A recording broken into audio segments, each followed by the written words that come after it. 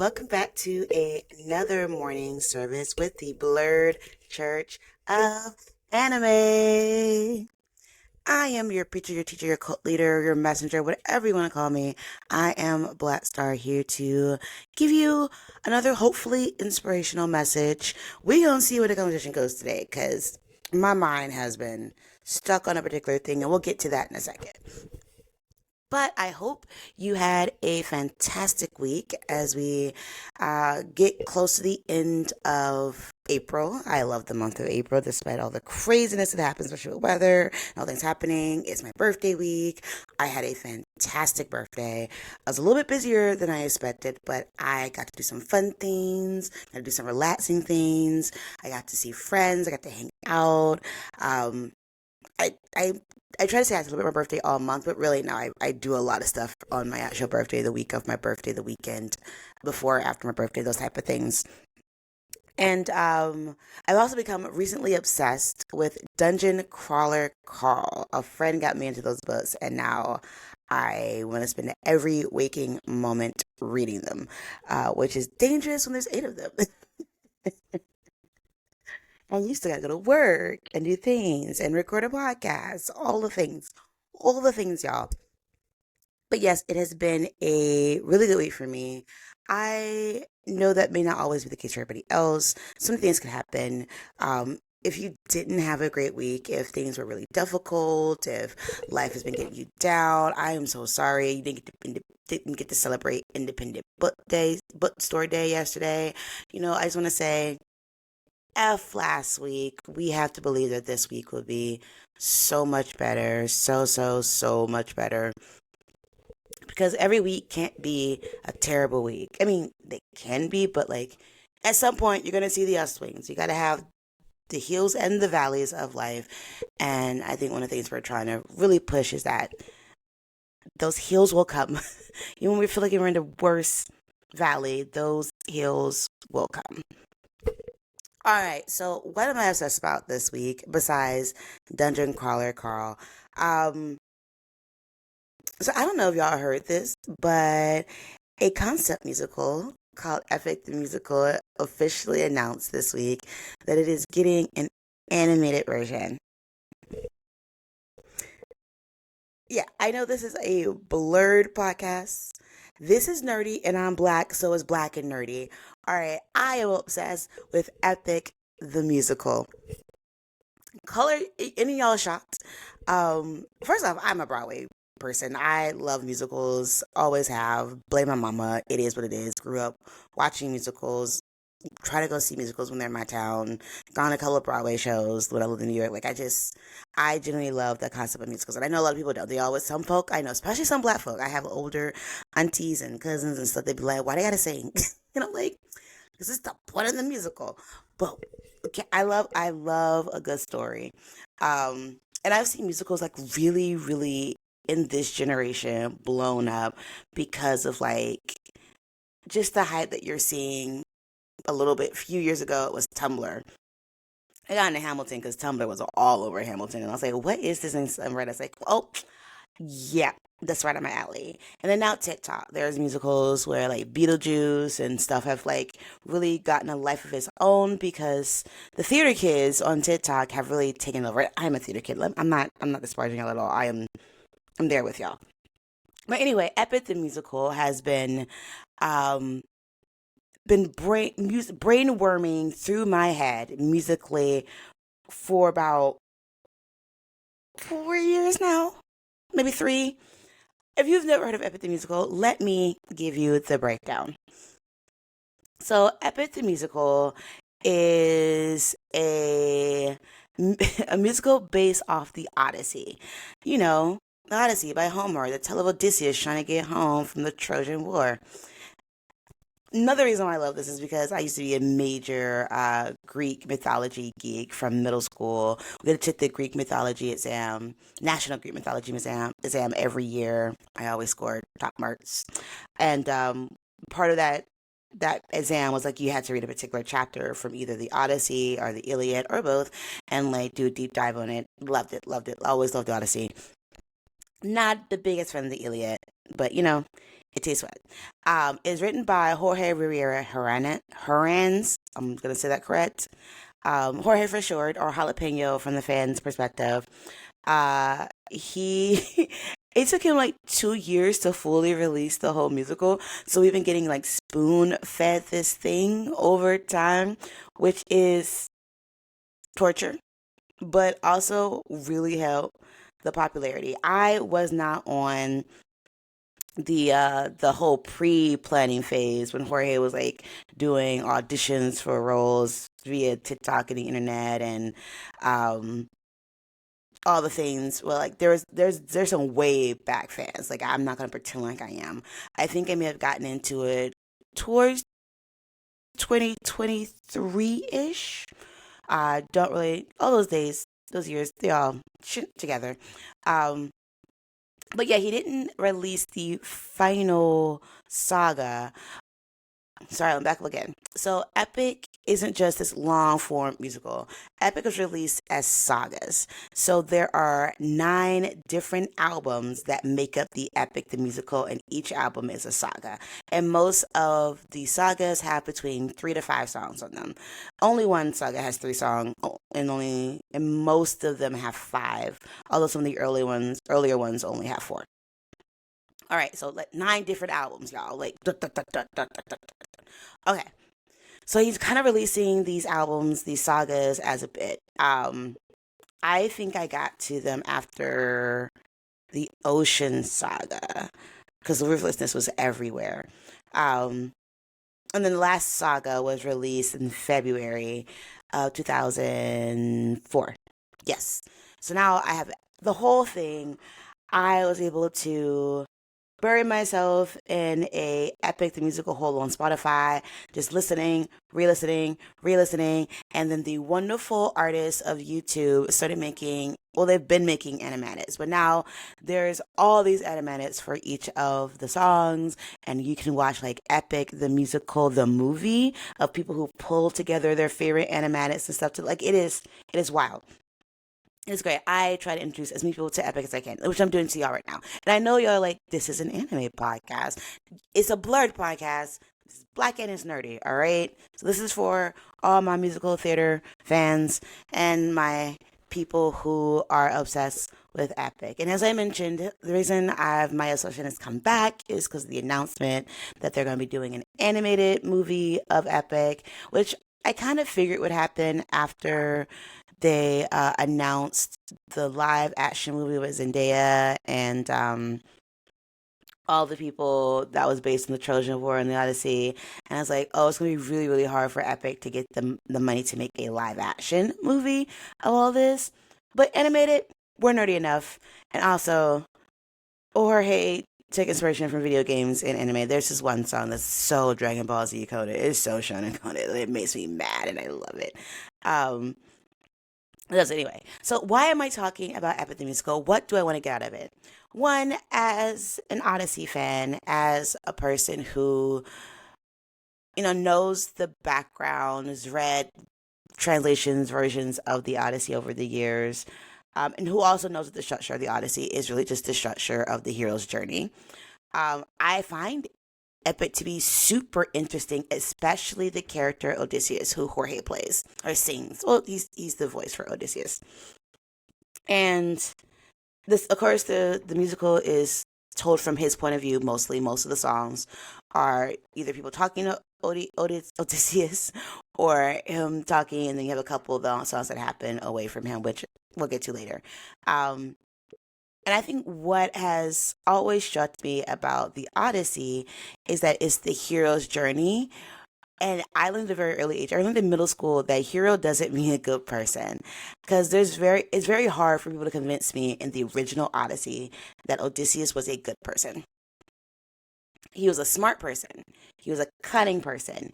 He was someone who got to his goal through a lot of bull. No doubt about that.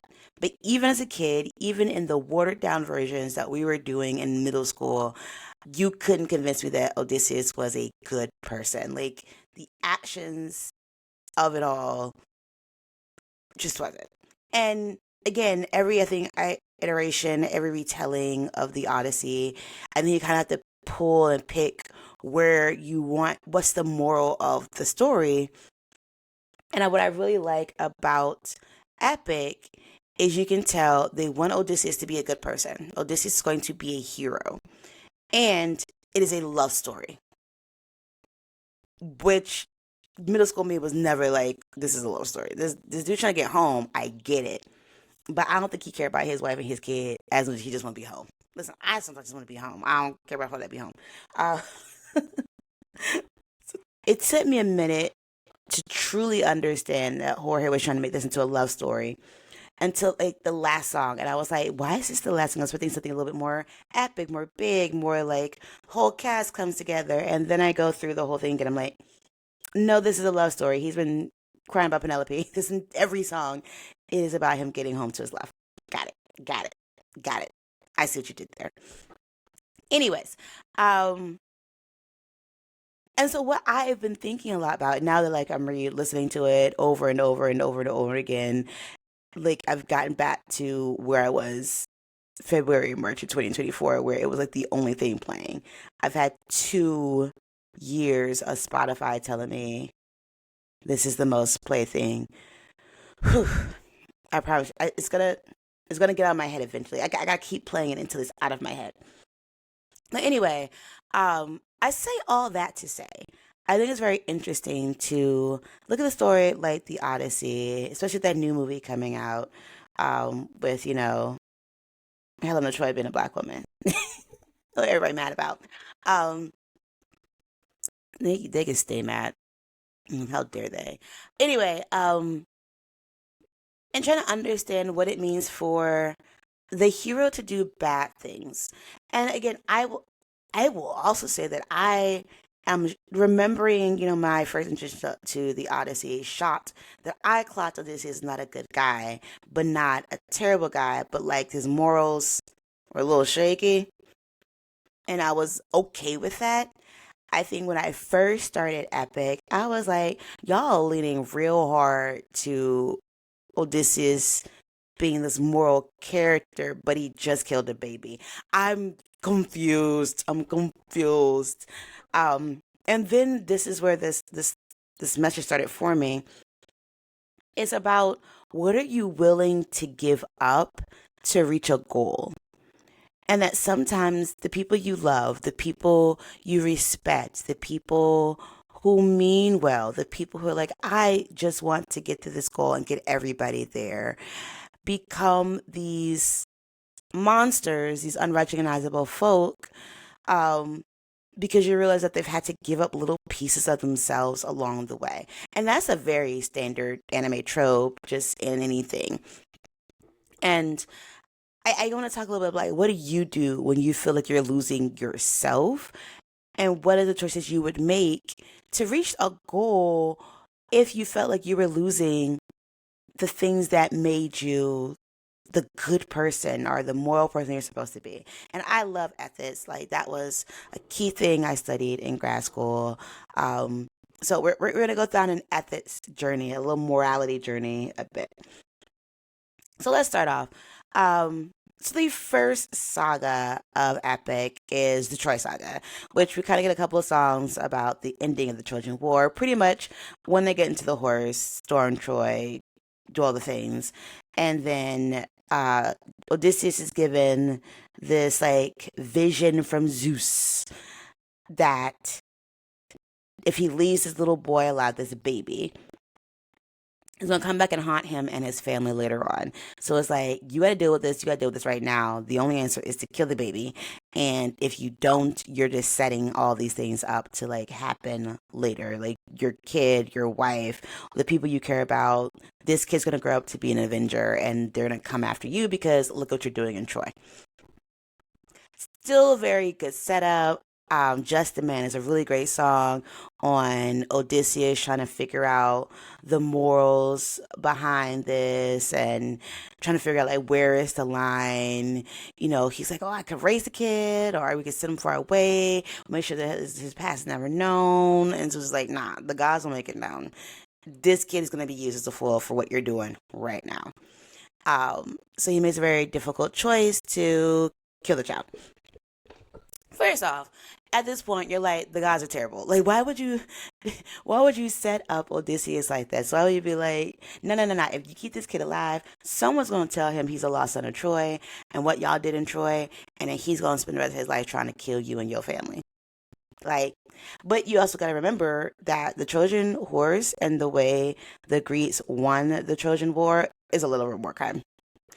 No one has ever done war like that. It was ingenious, thank you, Odysseus, and your smartness, but also like against all of their rules of engagement. So I just want to put that out there. So here we see Odysseus wrestling with this very hard moral choice. He's like, I cannot worry about this child. I have to worry about my home. I have to worry about my 600 men that I brought. None of them died in the war. Good job, Odysseus.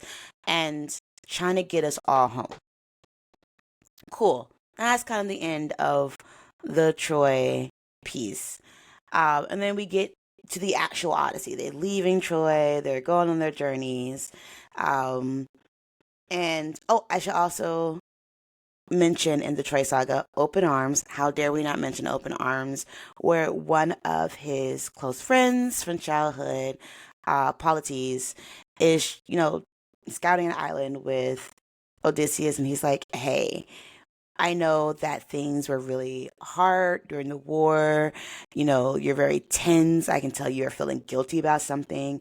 Like, now that we're done, let's try to be nonviolent. Let's try to, like, greet the world with open arms and see if we can get things done with talking to people instead of killing them, right?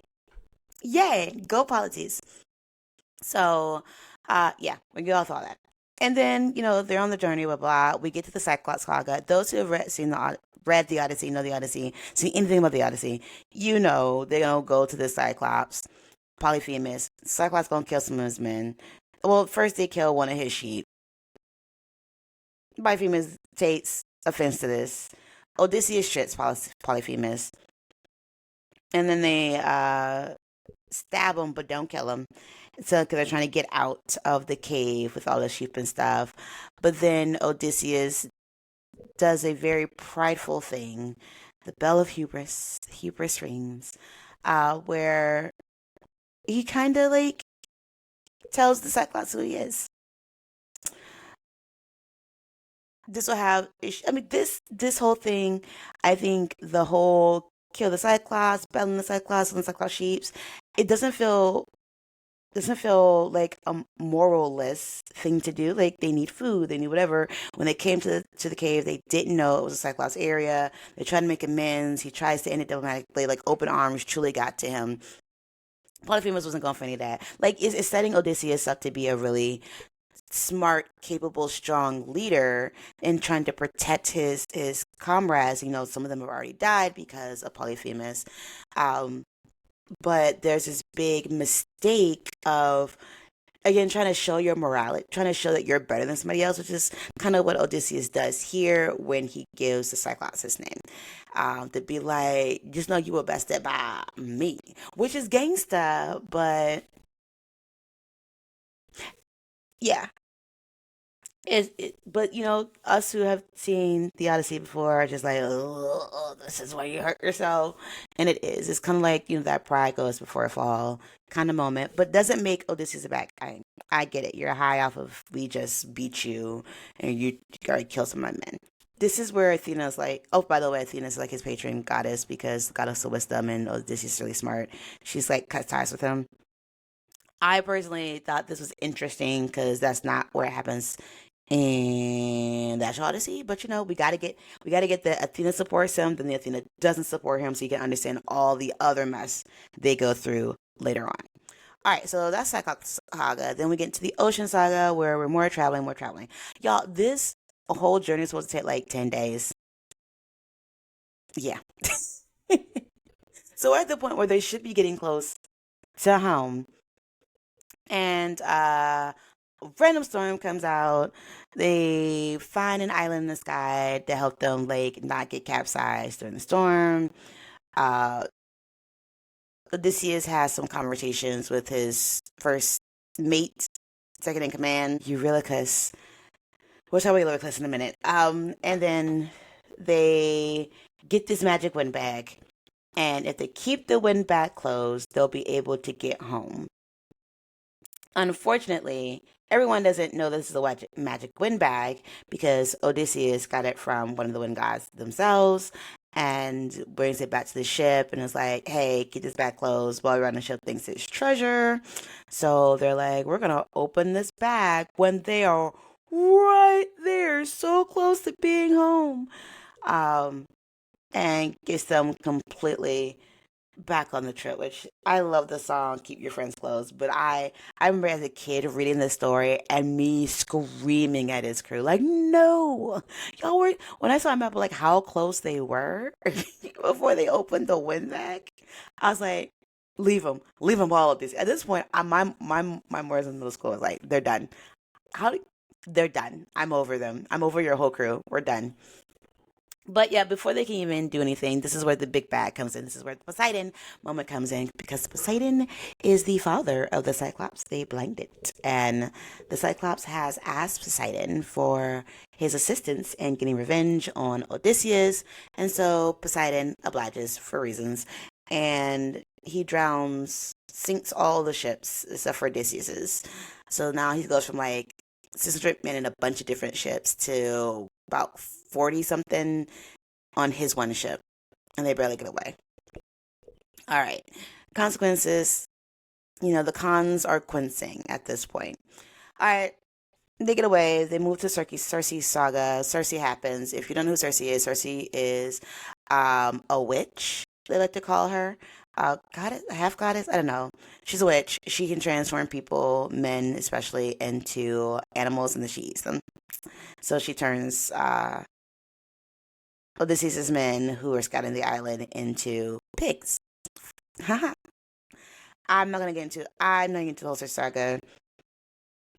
Except, she's also known to be beautiful, and so she tries to seduce Odysseus, which he doesn't take the bait, and that kind of convinces her to help them.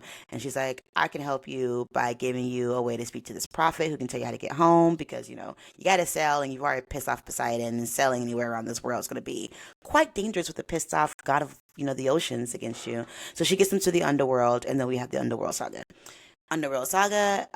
Only it's the shortest of the saga. It's 3 songs. They're all bangers. Um, you get like a lot of backstory in the underworld. Odysseus is going through the guilt of, the war, the people. He's the kid he killed, his crew dying, and other things. Then they finally find the prophet. The prophet gives them the prophecies about maybe Odysseus will make it home, but it won't be Odysseus. And it's like, what? If you know the Odyssey, you already know all like the little the little warnings he's given. And then we have probably the best song, Monster, when Odysseus is like, maybe I've been being too diplomatic and too kind on this journey. This is the important part we're getting here.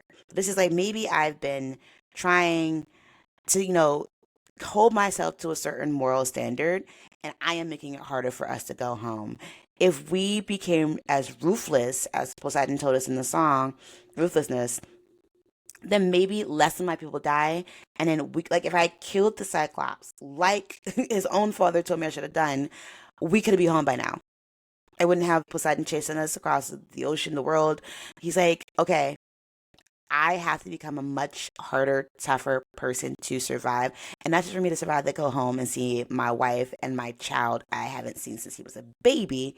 And it's been 10 years of wars. He's at least 10, 11, maybe 12 at this point. Um, but for my rest of my crew to get home because we all are missing home and I want them to live. This is the last of my crew. I've didn't leave them behind. And this is where we see the shift in Odysseus. This is where we're like, okay, here's the goal, and here's what I think I need to do to be able to get to that goal. The world is unkind, from Poseidon himself telling us, you need to stop your heart from caring, do what you need to do to survive. And there's so many people who live this life, especially folk who live in war zones, people who live under dictatorships and like authoritative governments, people who live under poverty and like rampant capitalism, even people who are super rich. Like I feel like sometimes their family members are like, it's okay to screw over other people as long as you hold a certain amount of wealth. Like these other people are not real, and their needs are not real needs to you. Um, and I think in the opposite, and living in poverty is like, okay, you have nothing. You have to be harder to survive. Like, so many people are going to judge you. Like, if you can't take care of yourself or your immediate family, like, you're going to die. And so the threat of death always being on your neck like that. Shout out again to Has Been Hotel with the song Live to Live.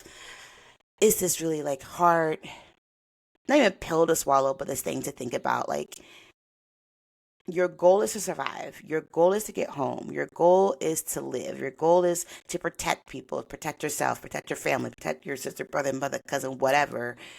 You can't do that in some instances, in some people's mind, without becoming a much harder, tougher person. It's a lot in the military as well.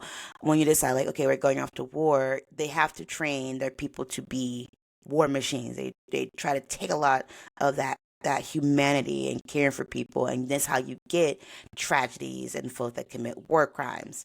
I am not excusing it. I do not agree with it, but I'm saying I understand.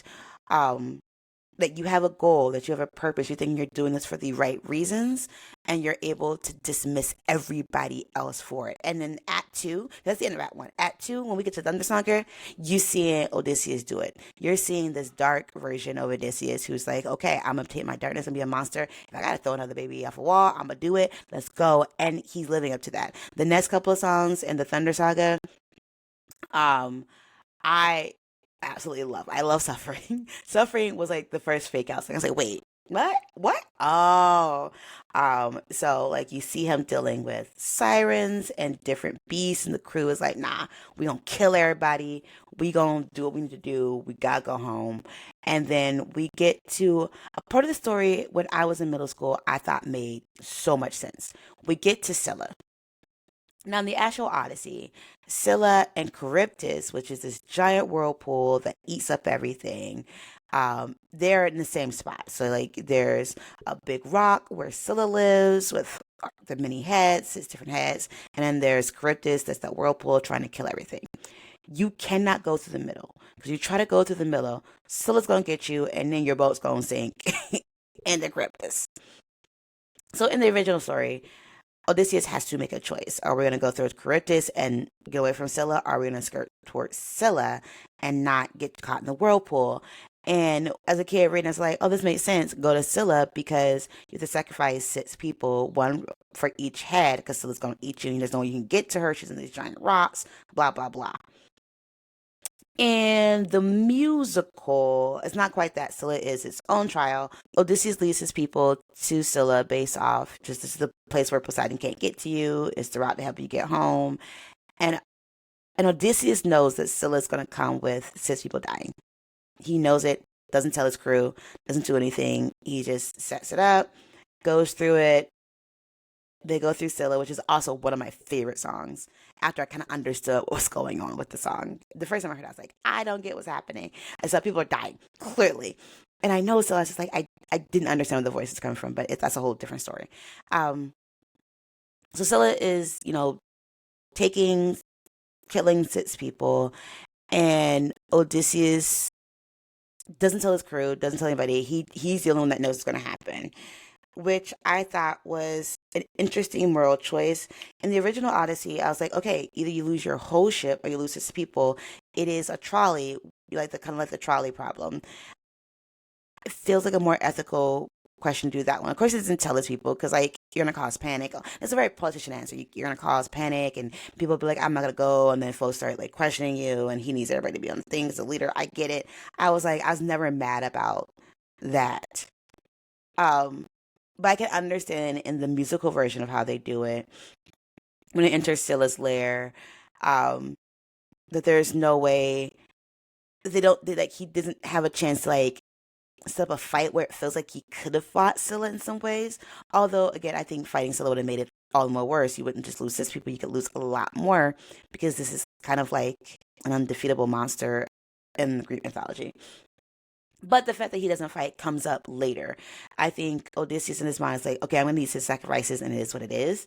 I should also say at this point, Eurylochus gives us um, a little bit of backstory or a confession that pisses me off. And yeah, but so after the horror of Scylla, Eurylochus leads a mutiny. Like, how dare you sacrifice for people? And I'm just like, my dude, you don't know nothing. And I get Eurylochus gets like the short end of the stick of the musical. People are always talking mess about Eurylochus because he tends to be a very blow. He's a blowhard in some wilds, and I don't hate him. I think his reactions make sense. I just after coming from seeing the mind of Odysseus work and why they're doing the things and me understanding it, Eurylochus gets on my nerves. And like I would be very mad at him. I would punch him in the face too. Um, so they do a whole little mutiny. They stab Odysseus, they knock him out, and then they go to this island where Helios' sacred cows live. Helios is a sun god. It's not Apollo, it's different. Now, also as a middle schooler, I was like, throw the whole crew away on Helios Island. But to be fair, in the original Odyssey or in the other translations, the prophet tells them to not eat the cows.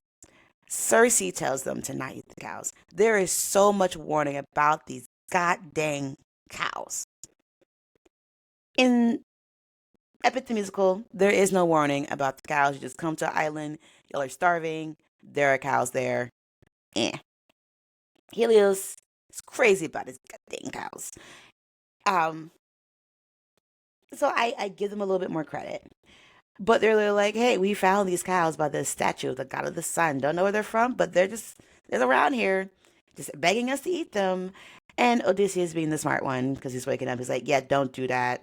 Like you're gonna bring something really bad to us if you eat these cows. Just don't. But you're looking like, but we're so hungry, and the part of the mad of the part of the anger and the mutiny is like you would sacrifice us so you can get home. Like that's how the crew is feeling.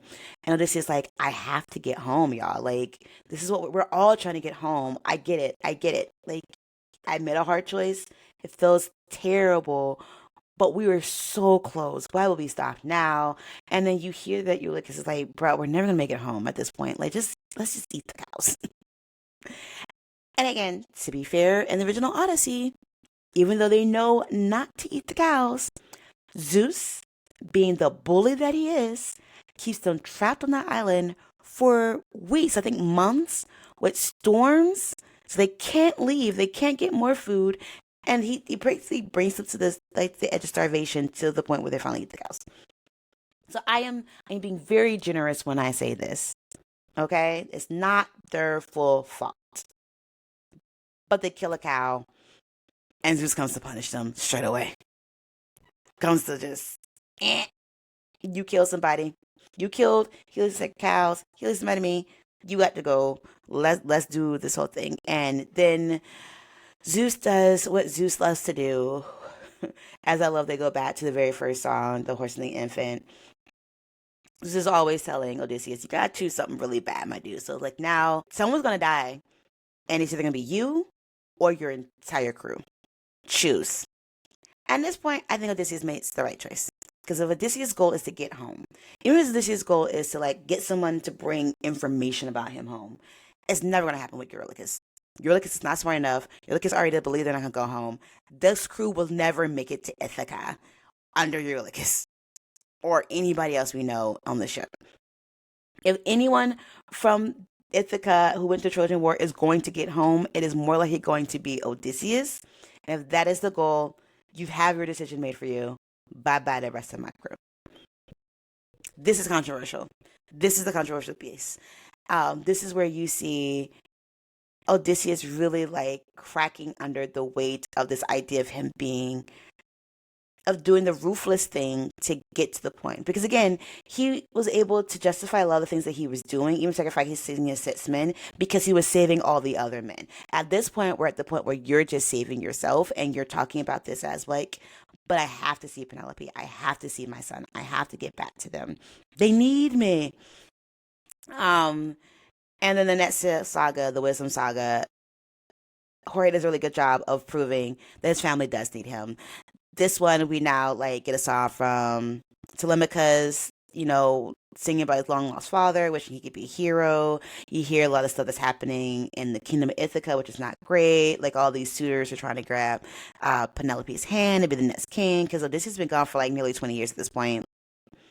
Well, at this point, more like, yeah, nearly 20 years. Um, and they're getting violent. They don't mean Telemachus or um, Penelope well. They just want the power, and they've been just occupying the castle for like years, trying to like get him. Um, Athena finally shows back up. Yay! And then she's like, okay, what happened to Odysseus though? Where's he been for the past 7 years? Odysseus has been locked on Calypso's island. Calypso is very controversial, as she should be. Um, I'm not bringing her up in this message. Okay, I will bring her up. I will bring it up because now Odysseus has washed up on Calypso's island, which is hidden. Hidden. No one can come. No one can go. Calypso is starving for affection. She latches on to Odysseus like, oh great, this is my new love for the rest of my life. And Odysseus is like, I'm a married man. And she's like, doesn't matter. We are gonna love here, love in paradise. It's gonna be great. It's just us two on this island and forever and ever and ever and ever and era and ever and ever. And you see Odysseus kind of cracking. This is, I think, where the core of this match is coming from. When you make these choices, when you make these type of decisions, when you let your the smart but also the worst self take over, there's gonna be a period where you have to sit with yourself. And he didn't make it to his goal, but while he's on Calypso's island, um, he deals with the guilt, with the memories, with the horror of all the things that he's done from the Trojan War on. And he's not in the best space. He's had somebody who's holding him captive. Um, Probably some essays happening, and he's depressed, and he doesn't know how he can get off this island. To the point where he finally shouts out to Athena, who he hasn't talked to in years after their big breakup. So it's a hard watch, but I think it's also part of that. Odysseus is a good person. If he was able to get through all this with no guilt, it would be, you know, he'd be much worse of a main character in the story. Athena hears him, then she like does the whole thing to get Zeus to let him go. And that's really whatever, not whatever. It's a really interesting song. I don't spoil all the stuff. So then we get to the Vengeance Saga, where Athena's gamble has worked. Calypso now has to like free Odysseus. Hermes comes back to like get Odysseus and tell him that like he has a chance to get home. And boy, Odie jumps on that in a heartbeat. He's gonna do whatever he has to do to get home. But that means he also has to face Poseidon again because Poseidon's been waiting for him for these years. Like we have not finished our bit. Now, I gotta say, I love a dark Odysseus, and there's two songs in the next two sagas that like really hone in the darkness. But now we've come over the hump of Odysseus doing bad things to get everybody home. So Odysseus now has every right to do bad things. Morally, it's interesting, but we're here now. We are now here at 600 strike, where Odysseus gets the chance to torture Poseidon. It is my love it, and he also Odysseus gives one of the coldest lines at the end of the song. I tell you, I scream that line in my car. What a B word at the end of it every single time it comes up. And then finally we get back to Ithaca, where Odysseus is home, and this is the most. I don't want to say the most interesting part, but I remember as a kid, as a in middle school, getting to this part of the story, and I was like, "Oh wow, what are we about to do?" Yes, like I must have been a bloodthirsty kid. Um, oh, this is a very famous story with Odysseus gets home and he's heard the news of, these suitors, and this isn't even the original, the suitors being in his castle trying to get to Penelope. Penelope has been using all of her wits and her wilds to like keep them at bay for years. And Odysseus is like, none of them can live. They do a really good job in Epic the Musical of showing how terrible the suitors are with the song Hold Them Down, in which the suitors are planning on murdering Telemachus and Essang and Penelope. and then possibly killing her too once one of them becomes the king. And Odysseus is there for that. And then the hardest song of the entire series, Odysseus, comes up and he just starts murking people. It's a whole song of murder. I know my face sounds like it's interesting, but it's not just Odysseus doing the murder. Telemachus shows up too for the slaughter. You know, the father and son that stays together. They get through. There's this line Odysseus says where like they're pleading for mercy, and Odysseus is like, no, and I can't be mad about it. He's like, my mercy died to bring me home, y'all. Like, after all I've been through, and he's a very haunted person. He's gone through a lot, and some of those are by his own choices. After the slaughter, he gets a moment with Telemachus, and they get to finally be like, "Oh, I met you, father. Oh, I've missed you, son." He then gets a moment with Athena. With Athena's like, "Yeah, it kind of helped." He's like, "Cool." I don't believe in the pacifist ways I thought of before when we first broke up, but you know what? You make that happen in the future if you can. That's not me anymore. And then he finally has the last song where he gets to meet his wife. Um, and what I like about this song is the culmination of Odysseus' moral journey of a guy who has a goal and is willing to throw everything away to get to his goal. And he gets his goal. That's the point of this last song is that Odysseus is like, will you fall in love with me again? I am not the same person. I am not this lighthearted person that I was before I went to war. I've done terrible, and he is really like putting this up. He's done terrible things. He didn't come home the person he thought that Penelope could love, but he's asking, like, fall in love with me over, learn who I am now and fall in love with me, which I think is actually very beautiful because, and here's the moral message. When you choose this route, right? You are fundamentally changing who you are and fundamentally changing your relationship with people. I get it. You gotta come home. I get it. You gotta survive. I get it. You gotta protect your kids, protect your loved ones, protect whoever. But as you do all these things, as you let your morals become a little bit more frayed, as your ethics are more geared towards your survival and what's best for what you think is best for people, it does strain the relationships that you have with others. And they do get the right to decide if they want to still be with you, be loved by you, be protected by you. Because I get it, you giving up so much of yourself to help them, to be there for them. And it feels terrible when they're like, I don't like who you are anymore. I don't like who you've become. And it feels like, but I did all this for you. And like Penelope would have been well in her right to be like, Odysseus, I don't know, you need to sleep in the next room. Which, in this story doesn't happen because this story. But in real life, like people may understand where you're coming from. It doesn't mean they agree with it. And that's okay. That's okay. And it's also something I think you should think about when you decide to take on these roles. Odysseus is ready to be the monster, the devil, whatever he had to do to get home and hopefully get his man back home. He didn't. He didn't get his man back home. He fell in that port. And quite as it kept, after killing all the suitors, there's about to be a mutiny on his hometown because all those people came from Ithaca. Like their families are ready to go kill Odysseus for it. And the gods actually had to step in and stop it in the original Odyssey. So it begets like even though you feel like okay, all this stuff is tied up neatly, the violence begets violence, and more revenge.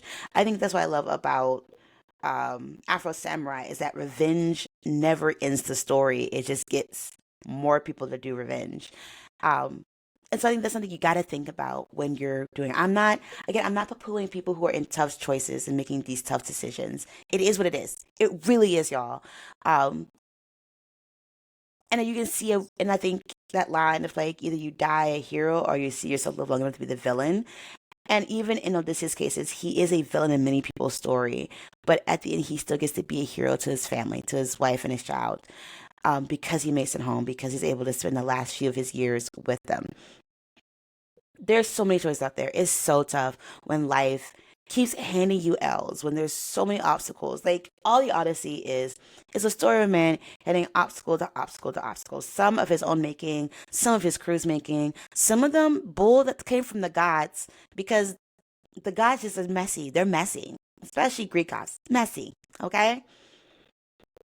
but perseverance, and then figuring out and letting those experiences change you, and then giving your loved one space to accept the changed you.